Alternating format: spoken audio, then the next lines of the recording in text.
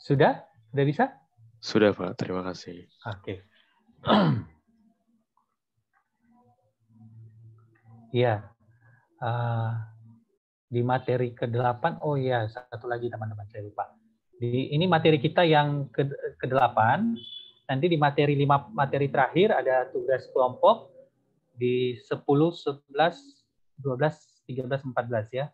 Ini juga masukan dari beberapa teman untuk sebenarnya tugas kita itu adalah tugas terkait dengan sama dengan di sesi 1 sampai 7 ya, ada tugas pribadi untuk buat makalah, tapi bentuknya kita ubah jadi tugas kelompok, lalu kemudian contoh kasusnya silakan teman-teman ambil dari website IDN tadi ya, yang saya sudah share di grup. Kemudian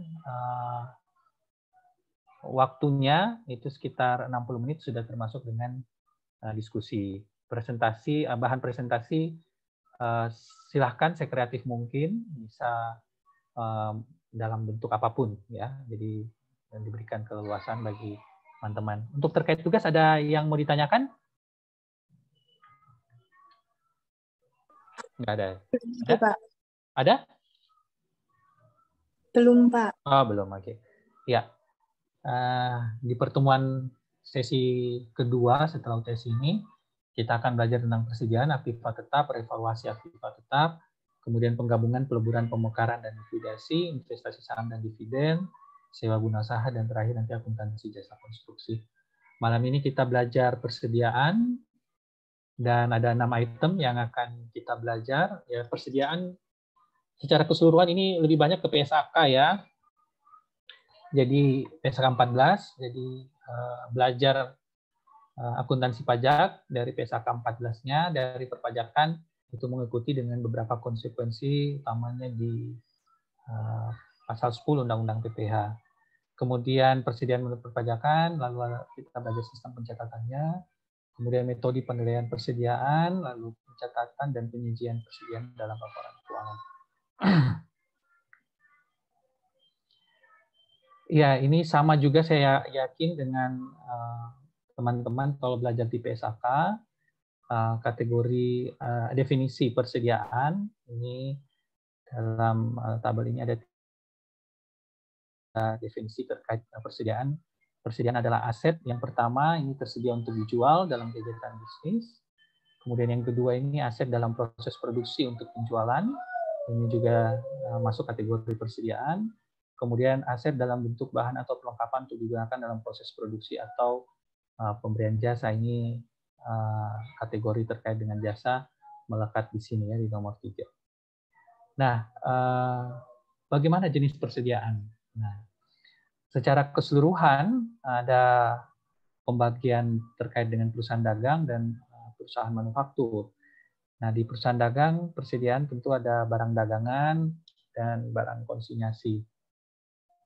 Sementara manufaktur atau biasa kita lebih mengenal kalau industri, itu ada bahan baku dan bahan penolong, ada bahan dalam proses, barang jadi, ada barang dalam perjalanan, dan barang konsinyasi. Nah, terkait dengan kepemilikan barang, nah ini ada barang dalam perjalanan atau in transit, kemudian ada barang titipan atau barang komisi, ini juga banyak terkait dengan barang konsinyasi ya. Nah, bagaimana dengan pengukurannya? Nah, ini ada yang kalau kita lihat di PSK 14 ini, yang pertama terkait dengan biaya, yang kedua terkait dengan nilai realisasi neto, mana yang lebih rendah. Nah, biaya itu sendiri ada 3 item, biaya pembelian, biaya konversi, ada biaya lain. Sementara nilai realisasi neto itu estimasi harga jual dikurangi estimasi biaya penyelesaian dan biaya untuk membuat penjualan.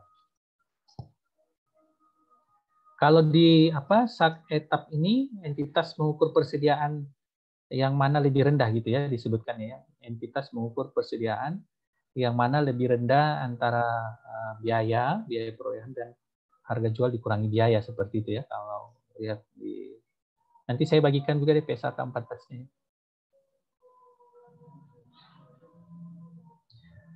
Ya, ini ada beberapa penjelasan terkait dengan biaya tadi, biaya persediaan. Yang pertama biaya pembelian, ini biaya pembelian ada harga belinya, kemudian biaya impor dan pajak lainnya yang tidak dapat ditagih lagi oleh entitas ke otoritas pajak. Ini termasuk misalnya pengkreditan pajak masukan ya. Dia bukan PKP, nggak bisa mengkreditkan, harganya bisa dimasukkan kan.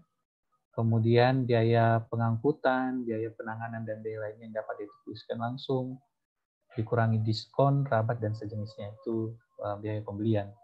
Biaya konversi, ya ini semua biaya langsung yang dapat dikonversi seperti biaya tenaga kerja dan biaya overhead produksi. Ini yang dikonversikan ke biaya persediaan.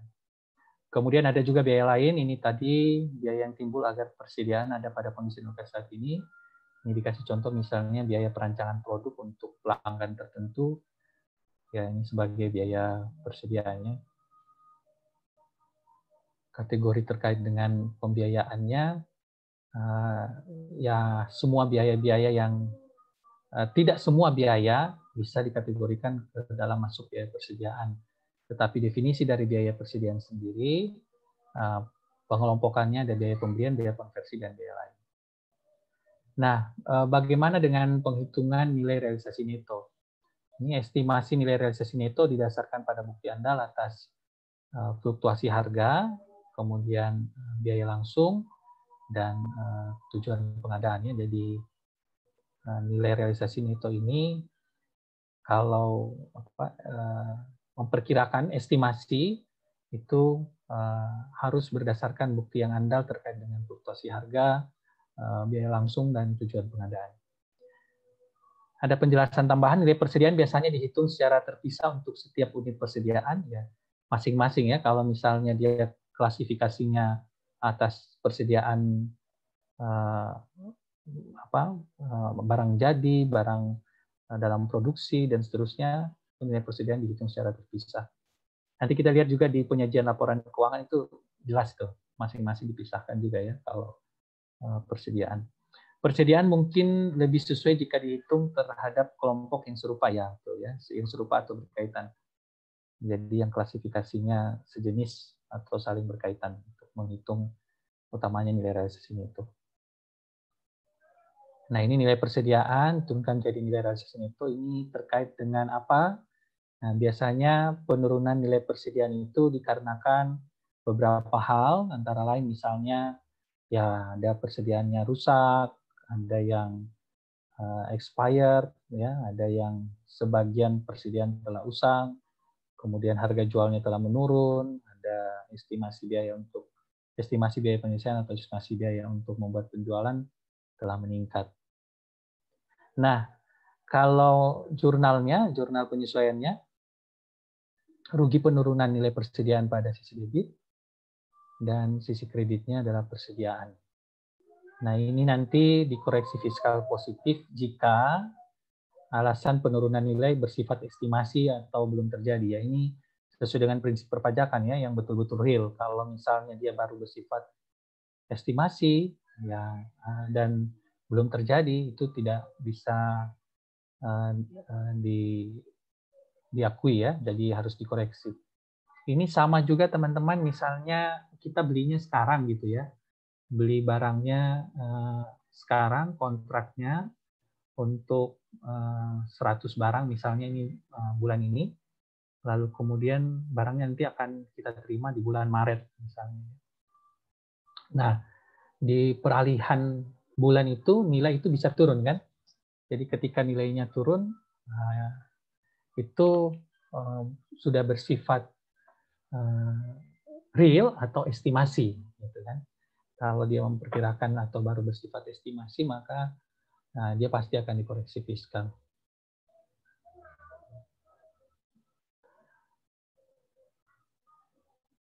Nah, ini pengakuan persediaan sebagai beban.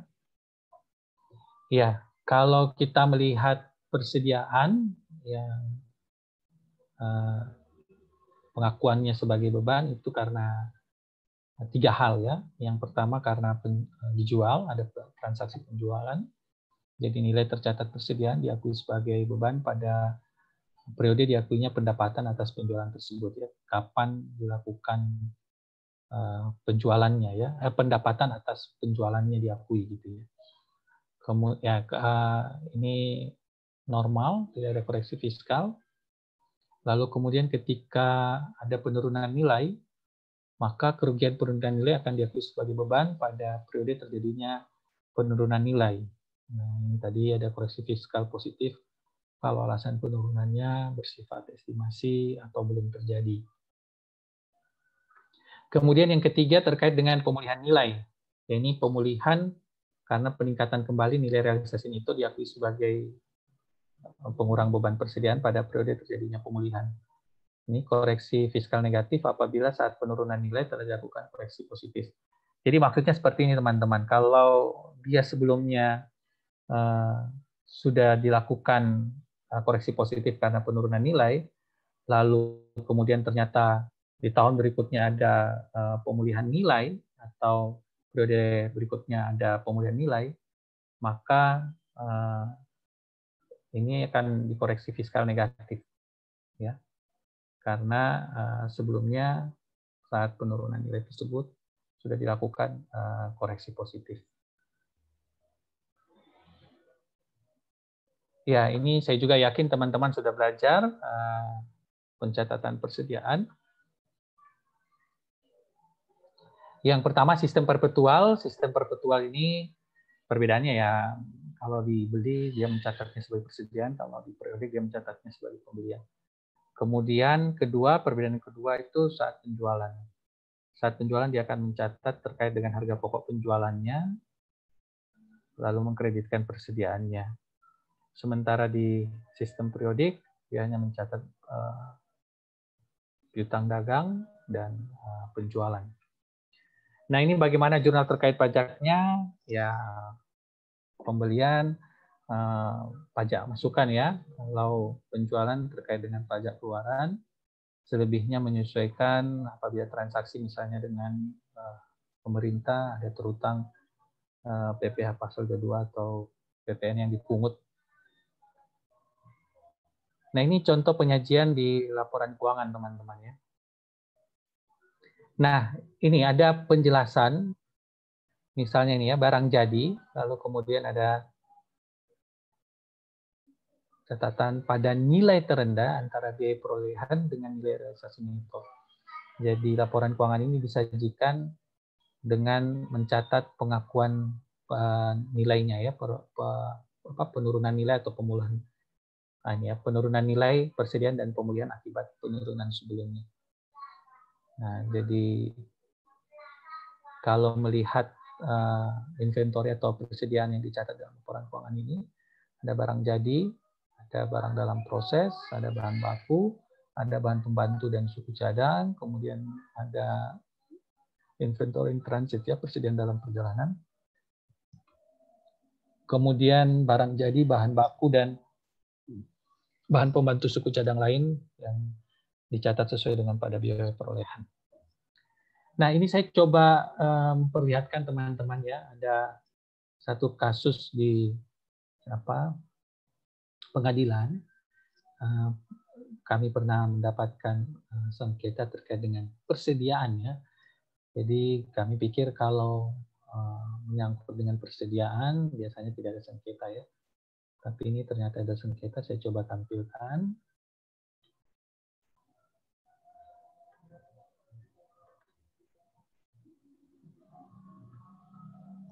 Sudah kelihatan teman-teman? Oh, bukan ini. Sudah kelihatan teman-teman? Sudah, Pak. Sudah, Pak. Nah, ini SPT tahunan ya, SPT tahunan dari wajib pajak. Nilainya kelihatan nggak?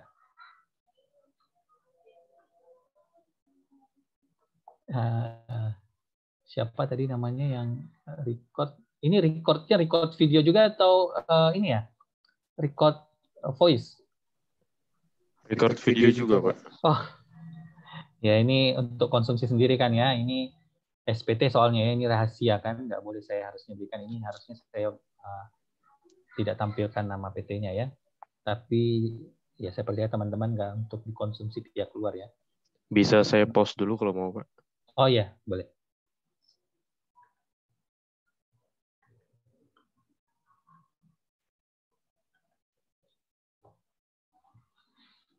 Ya, sudah kelihatan? Sudah, Pak. Sudah, Pak.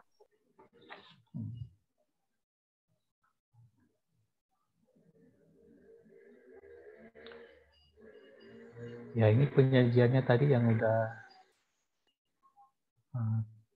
kalau di dalam contoh laporan keuangan di materi kita ini, dia udah membedakan. Jadi menurut wajib pajak dalam contoh yang tadi, nilainya menjadi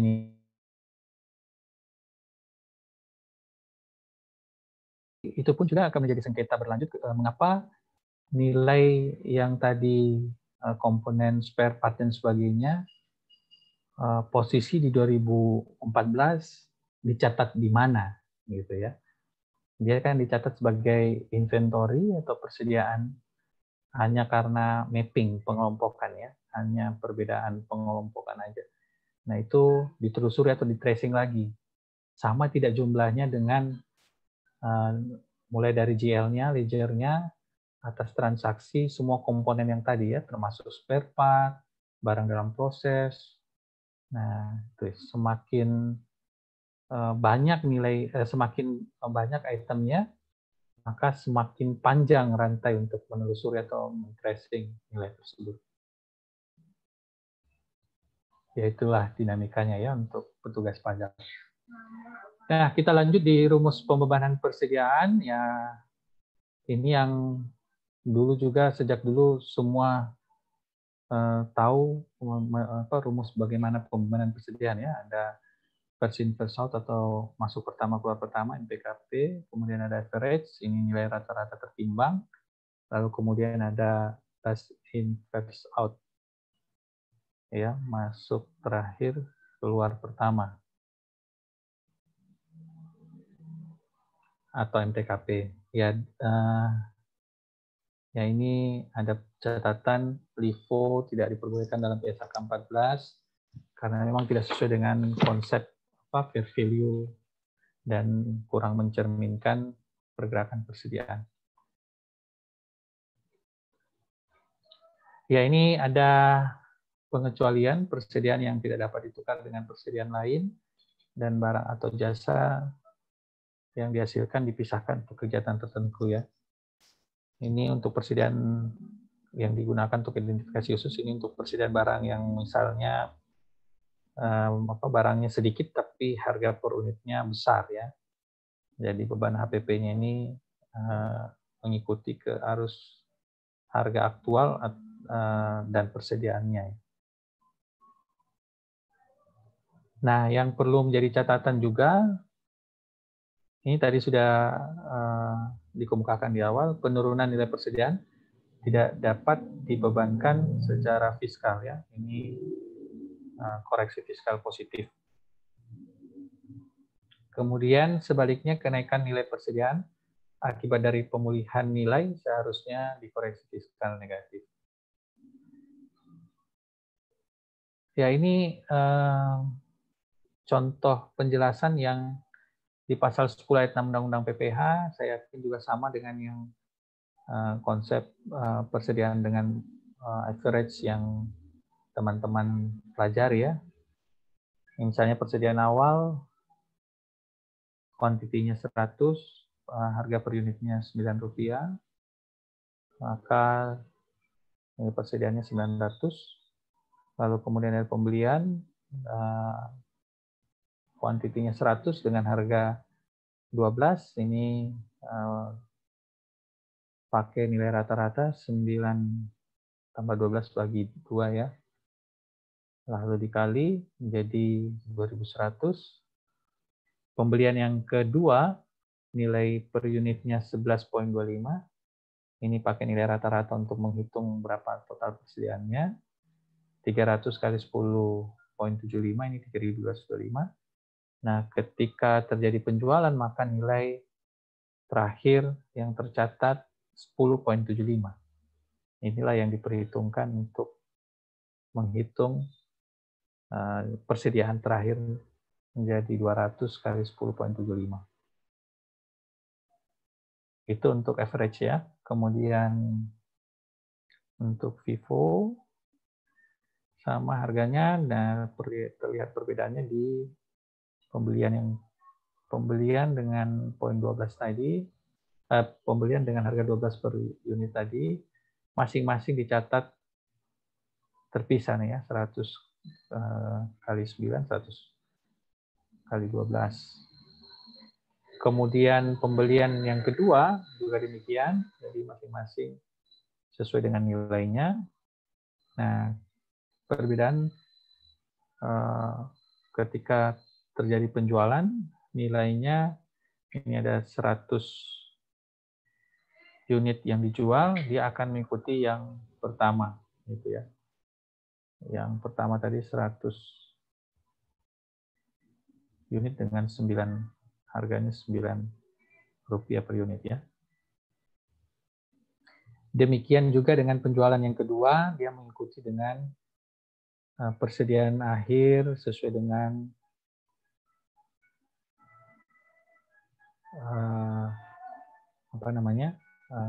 saldo yang paling awal ya, mengikuti nilai saldo paling awal. Itu untuk FIFO.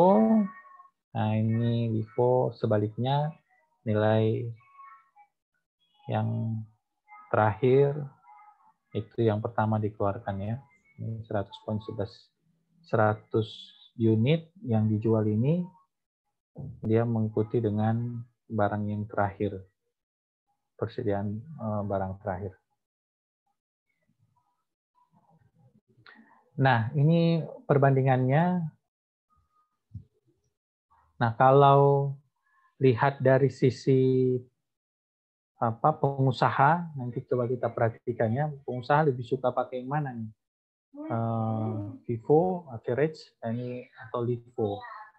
Nah, kalau FIFO ini dengan contoh masing-masing semua penjualannya 4.000, lalu kemudian persediaan awal 900, penjualannya masing-masing 2.325, persediaan akhirnya nilainya selisihnya masing-masing seperti ini.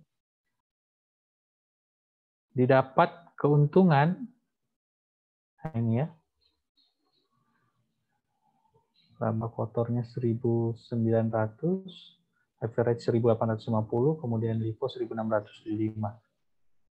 Nah, sebagian besar mengatakan ya tentu memakai FIFO ya karena penghasilan bersihnya paling gede gitu ya.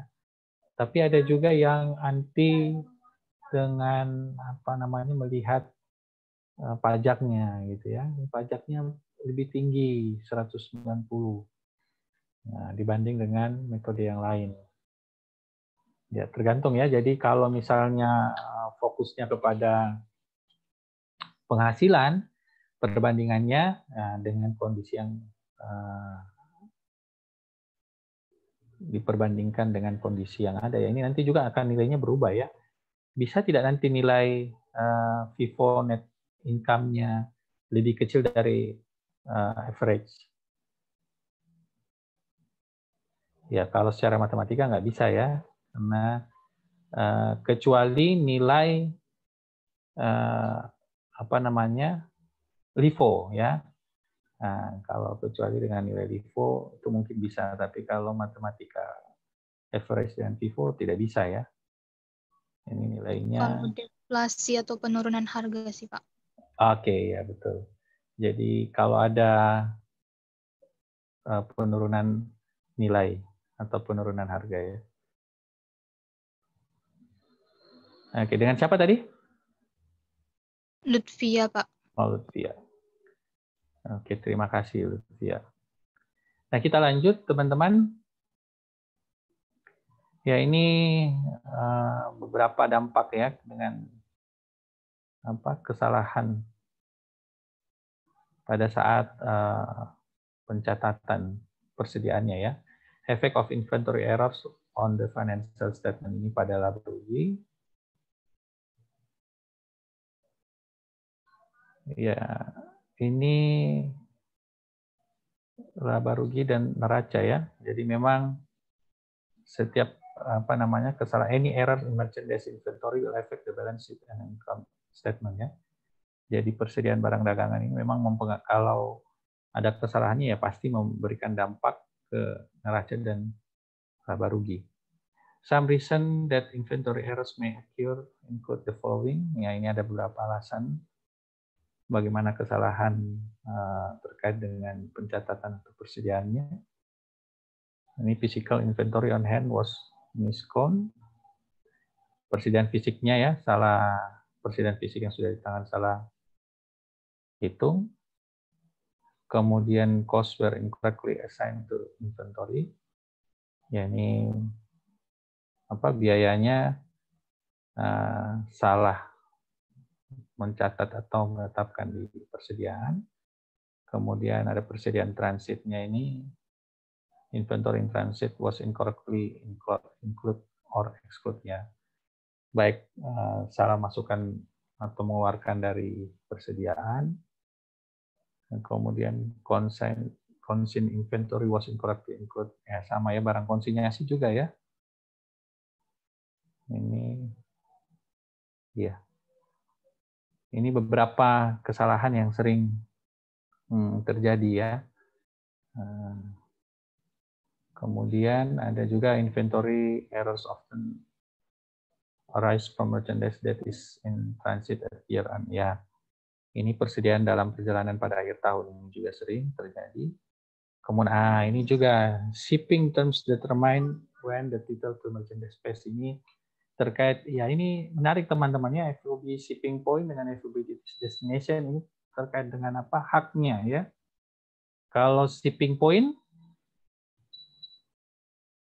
sudah berpindah ke kepemilikannya kepada pembeli atau kepada penjual haknya? Kepada pembeli. Iya, betul ya, kepada pembeli ya. Nah, jadi kalau dia shipping point, hak milik berpindah ke pembeli saat barang dikirim ya ini. Sebaliknya kalau FOB destination, ini hak milik diserahkan kepada pembeli saat barang diterima ya, saat barangnya sudah diterima.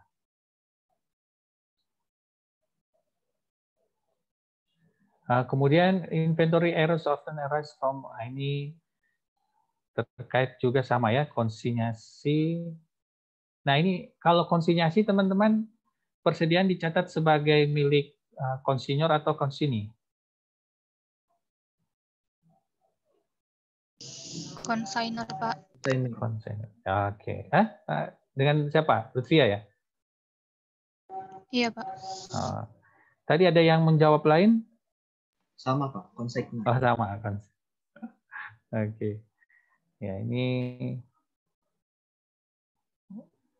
barang dagangannya memang kalau konsinyasi, kemarin kita konsinyasi terkait dengan PPN-nya ya, yang ada di soal ya, ada di soal ujian ya, UTS ya, barang konsinyasi ya.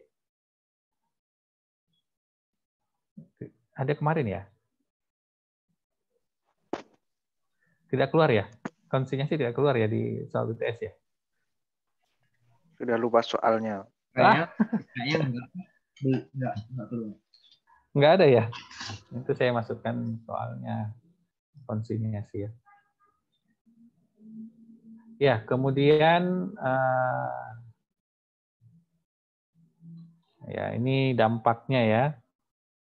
Kalau di income statement, laba ruginya kita lihat nih, misalnya persediaan awal dicatat lebih rendah, maka dia akan berakibat ya, cost of merchandise sold-nya, HPP, laba kotor, penghasilan bersihnya, ini memberi dampak semua ya.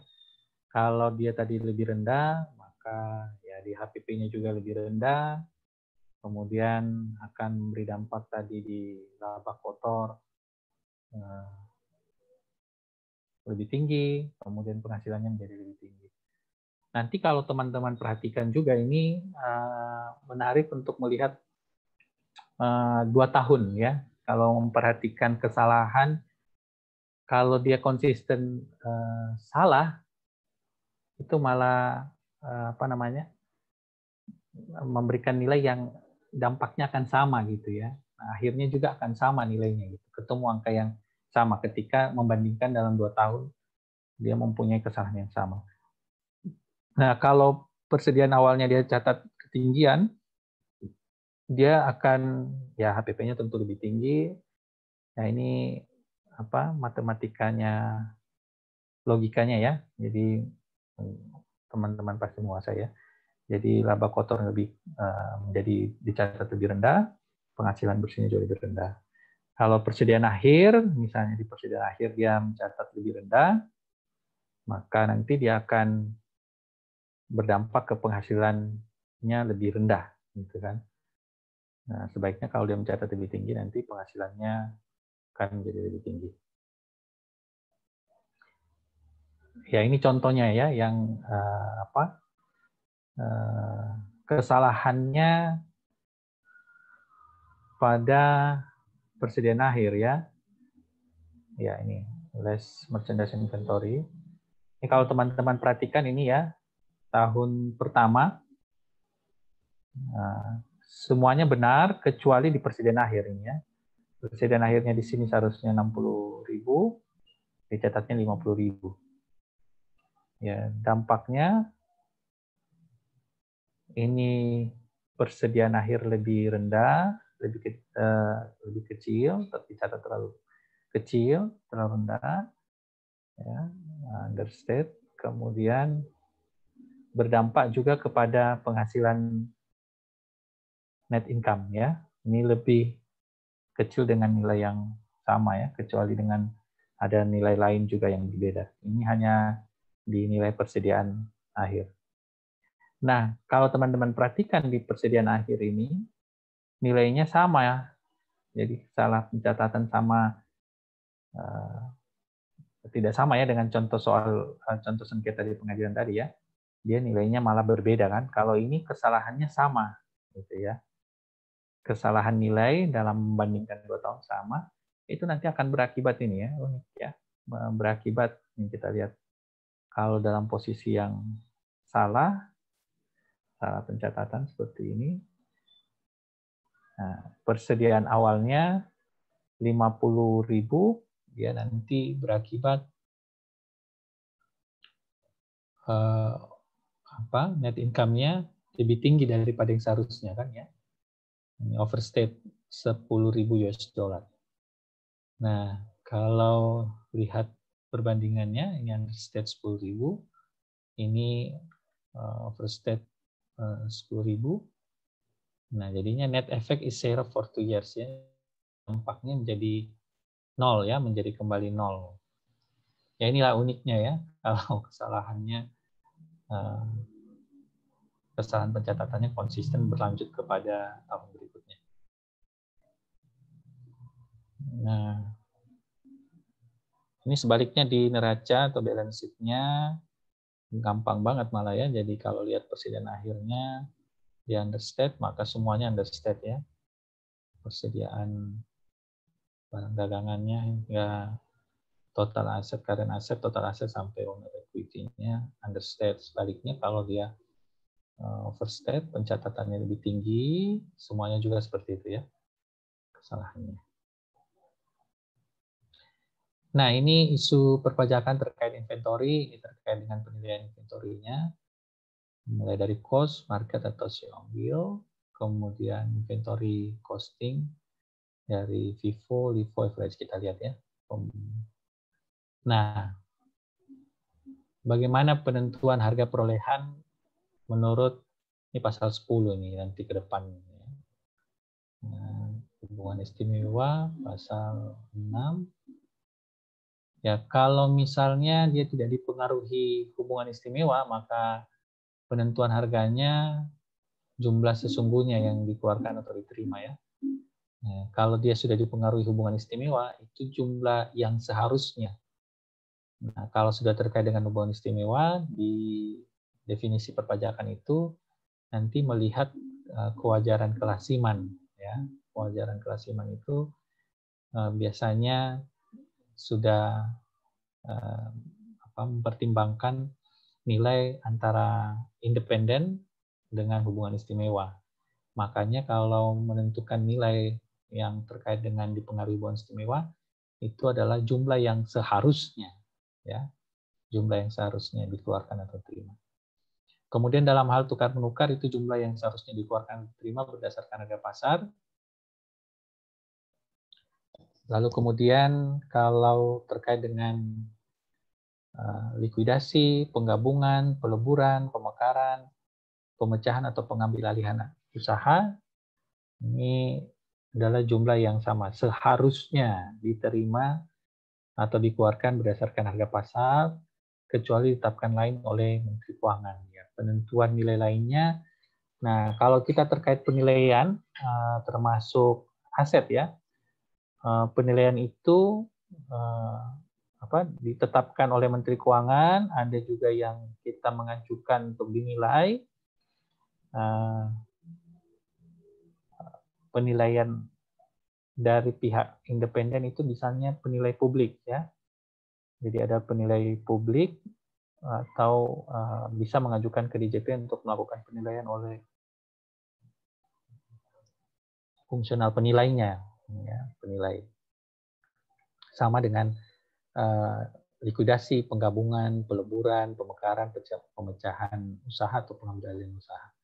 Ada contohnya nanti di slide selanjutnya.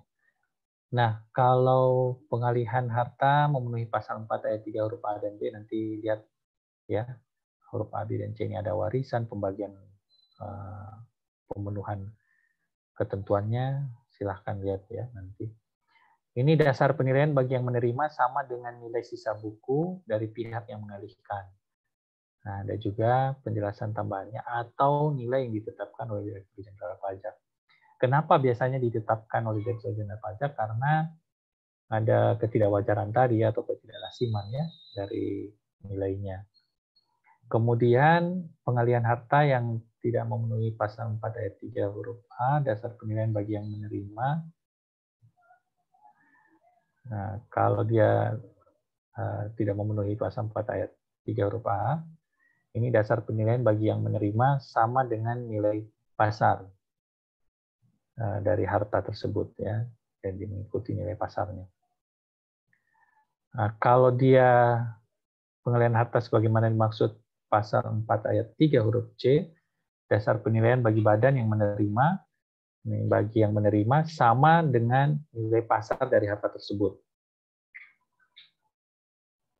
Nah, kalau dia terkait dengan persediaan dan pemakaian untuk penghitungan harga pokok, ini dinilai berdasarkan harga perolehan yang dilakukan secara rata-rata atau mendahulukan persediaan yang diperoleh pertama. Ini terkait FIFO dan average ya.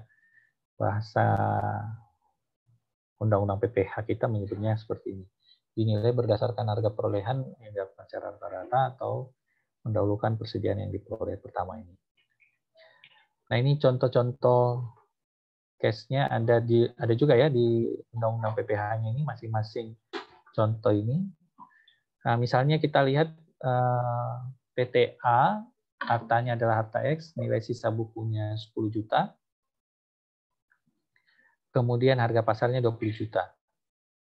Sebaliknya PTB harta Y-nya itu nilai sisa bukunya 12 juta dan harga pasarnya 20 juta.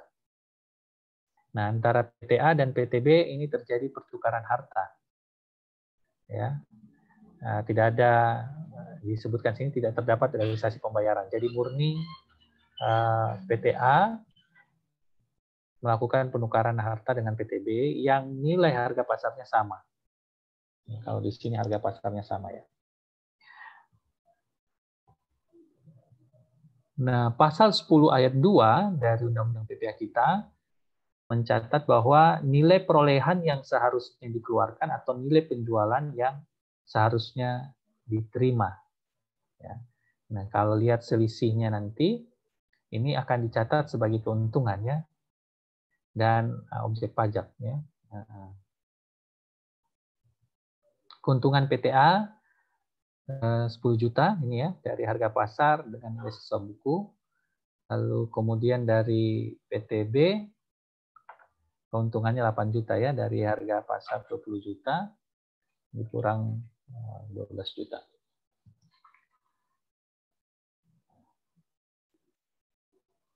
Nah, contoh lainnya itu terkait dengan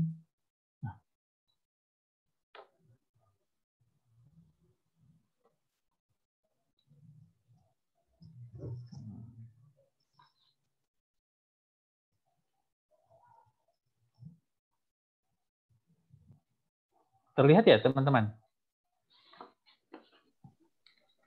Di layar saya error. Lihat, Pak. Terlihat jelas?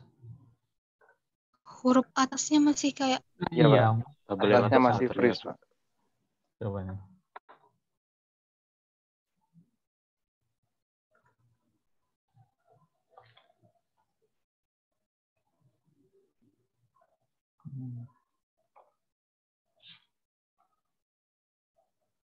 Oke.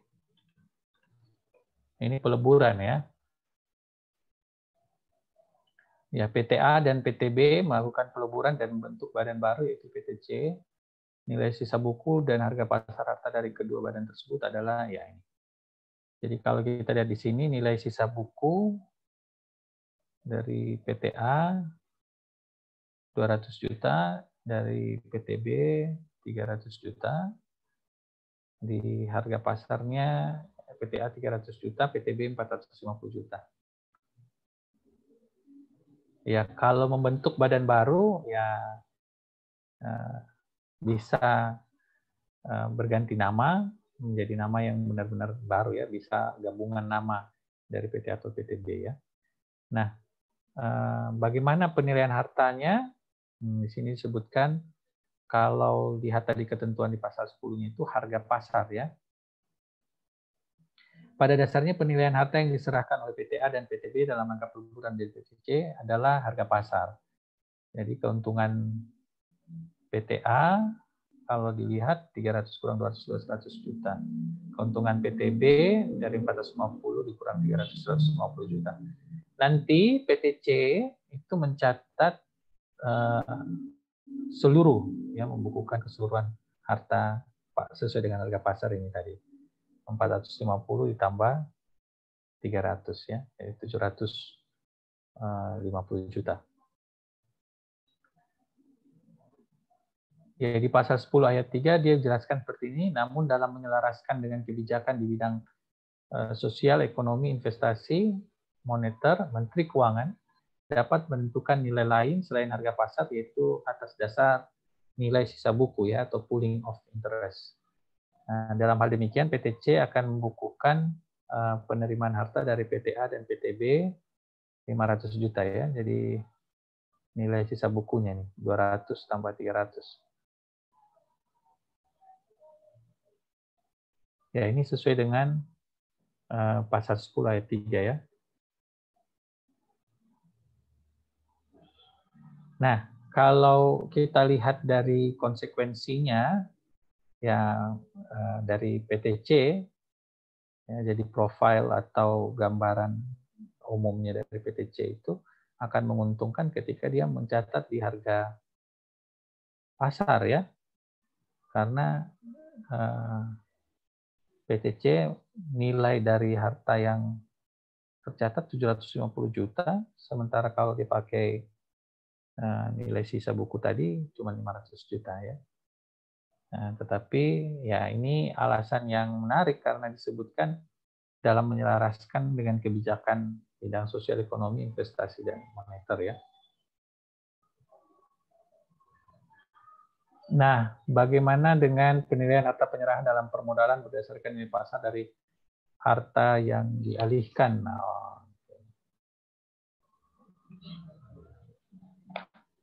ya, ini contohnya ada WPX menyerahkan 20 unit mesin bubut yang nilai bukunya 25 juta kepada PTY sebagai pengganti penyertaan sahamnya dengan nilai nominal 20 juta. Harga pasar mesin bubut tersebut 40 juta. Ya, jadi WPX mesin bubut yang dimiliki ini akan diserahkan untuk mengganti penyertaan saham ya. Jadi dia akan mendapatkan saham dengan nilai nominal 20 juta, sementara dia menyerahkan mesin bubutnya dengan nilai buku 25 juta. Tapi ternyata setelah melihat harga pasarnya,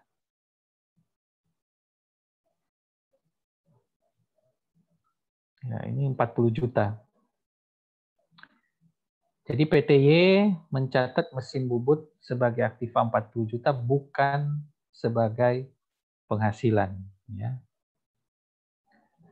Kemudian selisih antara nominal saham dengan nilai pasar harta dibukukan sebagai agio.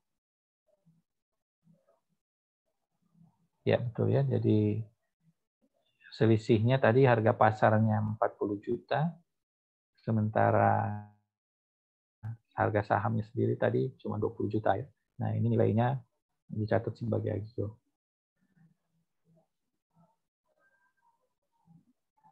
Tapi tetap ya, ini tetap PTY akan mencatat mesin bubutnya ini sebagai aset tetap 40 juta ya. Aset tetapnya dia catat sebagai mesin bubutnya catat sebagai aset tetap atau aktiva ini tetap 40 juta ya. Kemudian bagi WPX ini adalah keuntungan dari harga mesin bubut tadi 40 juta, sementara nilai bukunya 25 juta ya. Ini objek PPH juga ini ya. Ini atas mesin bubutnya ketika dialihkan dia mendapatkan keuntungan dari nilainya karena harga pasarnya jauh lebih tinggi kan, 40 juta, sementara nilai buku yang dicatat 25 juta. Ini objek PPH ya. Ya ini penilaian persediaan, tadi ada contoh, ini contoh yang sama tadi teman-teman di yang di awal tadi ya, metode FIFO atau average untuk melihat perbandingannya tadi, silakan teman-teman lihat contohnya.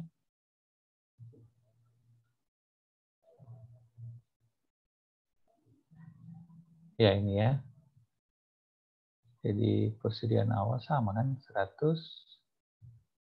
Ya. Pembeliannya 12 dan 11.25 ya.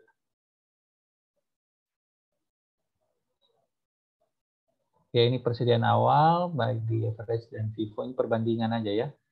Membandingkannya dalam satu tabel kalau kita lihat. Ya ini persediaan awal. Ini pembelian kalau FIFO tadi pencatatannya masing-masing sesuai dengan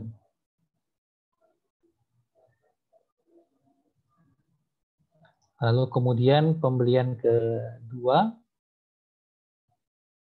sama nilai rata-rata, membandingkan nilainya. Ini kalau dilihat dari sisi pembelian kedua, nilai asetnya aja ini sudah 3.000 sama ya. 1.000, 2.000, 3.225 ya sama. Nah, ketika sudah dilakukan penjualan, nilainya persediaan akhir dari kalau penjualan yang pertama ya, dia dengan metode average dia persediaannya sudah 2.150, 200 kuantitinya 200, nilainya pakai rata-rata 10.75.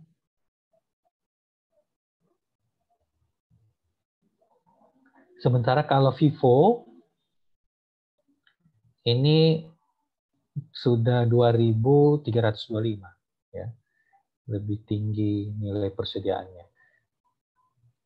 Sama juga dengan penjualan yang kedua. Penjualan kedua ini karena pakai nilai rata-rata tadi masih ada jumlah persediaan yang tersisa untuk penjualan yang kedua ya. Di metode FIFO dia persediaan barang yang kedua tadi sudah 100. Oh, salah ini. Ada kesalahan ya. Ini salah atau enggak nih teman-teman ini? 9, 12. Oh ya cocok ya. Ya ini ya 12.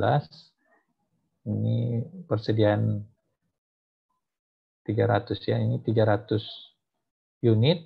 100 unit pertama sudah keluar di penjualan pertama. 100 unit kedua ini terjual di penjualan kedua. Nilai persediaan akhirnya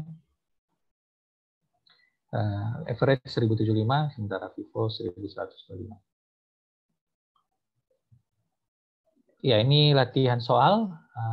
Silakan teman-teman mengerjakan. Ini sudah jam berapa ya? Ya. Ada yang mau ditanyakan sebelum kita mengerjakan soal ini? Suara saya kedengaran? Terdengar, Pak. Alifah? Oh iya. Terdengar. Ada yang mau ditanyakan terkait dengan akuntansi persediaan? Kita diskusikan.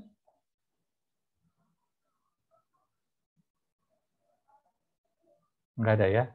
Ya, saya izin teman-teman bergabung di Zoom meeting di kantor.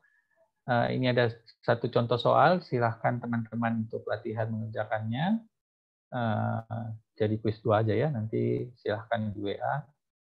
Sampai 9.30 nanti batas belajar kita ya. Malam ini kan 9.30 ya. 9.30 atau 9 ya? 9.30. 9.30 ya. Iya, nanti saya kirim juga PSAK 14, kemudian di modul yang dibagikan memang tidak ada akuntansi persediaan ya teman-teman ya.